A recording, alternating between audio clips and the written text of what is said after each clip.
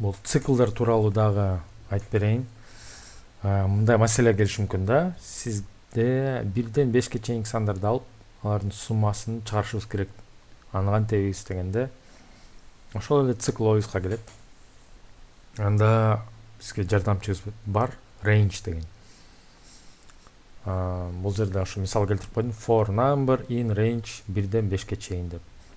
5 чейин дегенде ошо 5 келип токтойт, бирок 5 өзү камтылбайт. Range өзү эмне?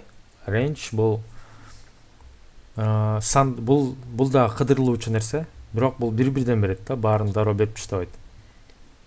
Ошондо могу жерде ала турган болсок, сан деген биринчи могу 0дөн башталат да негизи.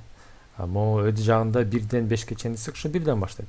Ошондо эки аргумент берип койсок, ошо биринчи сандан баштап могу санга чейинкисине чейин иштейт да.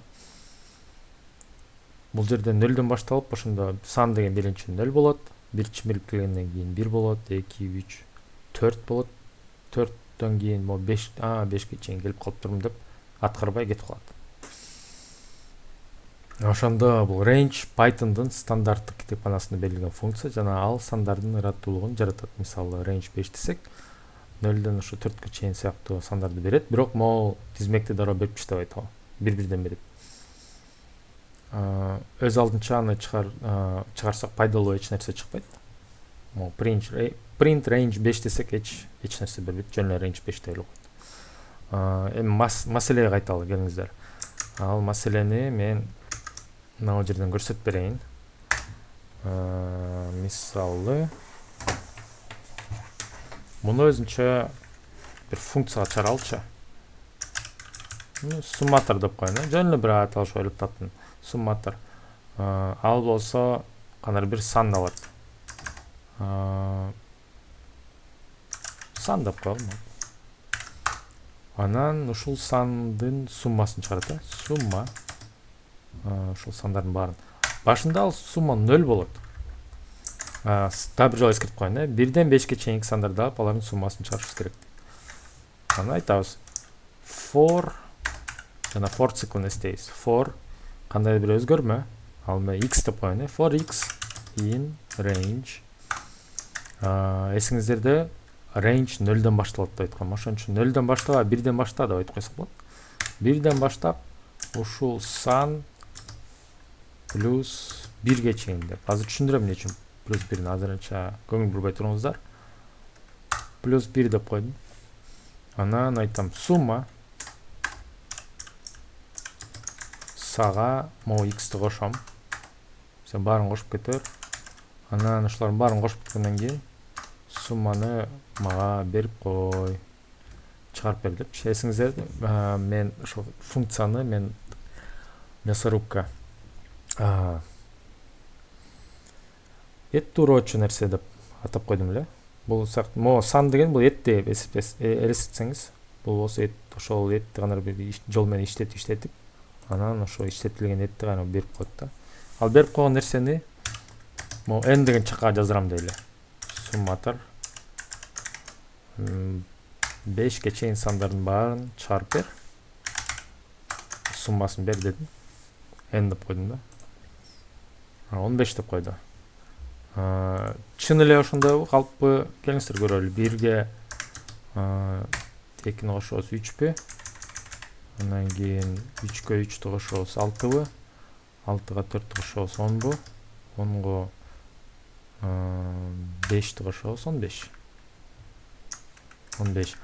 Эгерде биз могу range'ден жөн эле сан деп койсок, бул буга чейин айтпадым беле. Ал алат моундай 4кө чейин келип туруп эле токтоп калат да. 5ти көрүп туруп 5ке чейин дебеди беле депчи. 5ти кошпойм деп. Ошон үчүн биз 5 эмес 6га чейин деп койдук. 5ти да камтысын деп.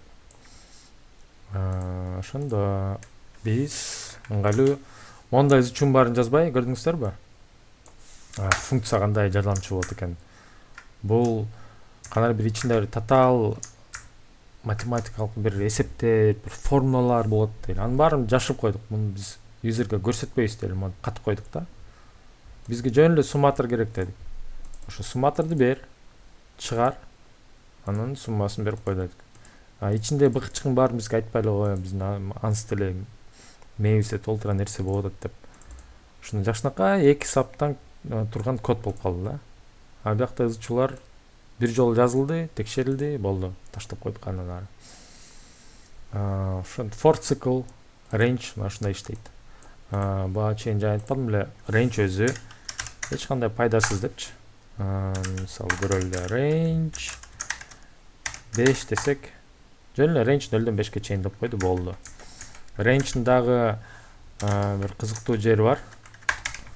Могу жерге 2ден атта деп койсок болот. 2ден атта дегенде айтабыз да, мисалы for I in range дедикпи. Эми 1 2 3 4 print I деп койсок 2ден аттатат. 1 2ге келбейт, 3 5 деп кетти. Аябай ыңгайлуу нерсе да. Могу ушундай 3-үнчү аргумент болот.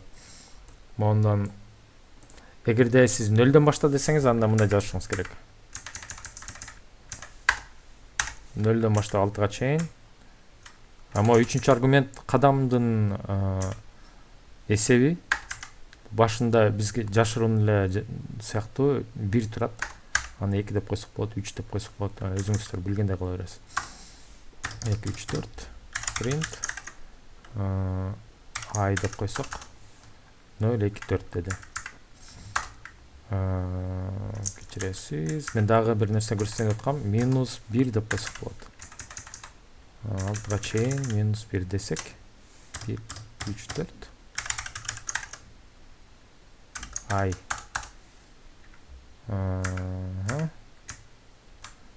мен бир аз туура эмес болдум окшойт.